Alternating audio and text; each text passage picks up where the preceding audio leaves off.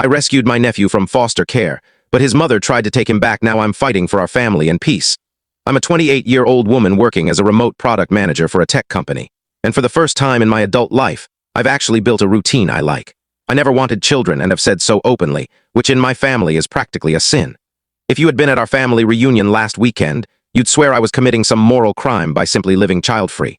Family reunions are supposed to be lighthearted, barbecue, catching up, maybe laughing at terrible childhood haircuts. Mine felt like walking into a pressure cooker. The moment I stepped through the doorway, I could feel the tension.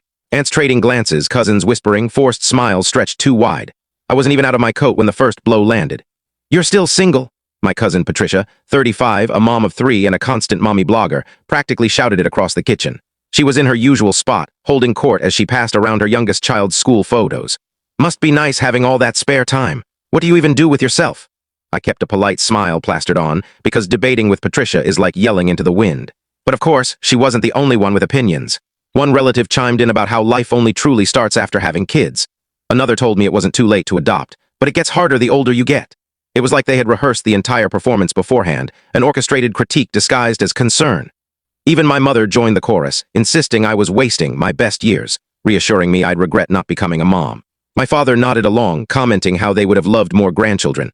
I tried steering the conversation toward work, travel, hobbies, but none of it mattered. None of it counted. In that house, value was measured exclusively in diaper changes and PTA meetings. Eventually, talk shifted to my younger sister, Lauren. Growing up, she was the family's crown jewel, pretty, charismatic, always adored. But everything changed when she got pregnant at 21. College dropped. Bad influences entered. Drugs followed. She vanished from our lives, resurfacing only during a court-ordered family therapy session that ended with her storming out. I haven't seen her since. When her name came up, the room fell into an uncomfortable hush. My aunt casually tossed out the information like it was nothing. "Oh, Lauren's boy, Jake, he's in foster care now." She said it the same way someone mentions the weather, detached, bored, absolutely emotionless. I felt the floor tilt under me. "Jake, my nephew, around 10 years old now." "What do you mean he's in foster care?" I asked. My aunt shrugged. "You know Lauren, her mess caught up with her, poor kid.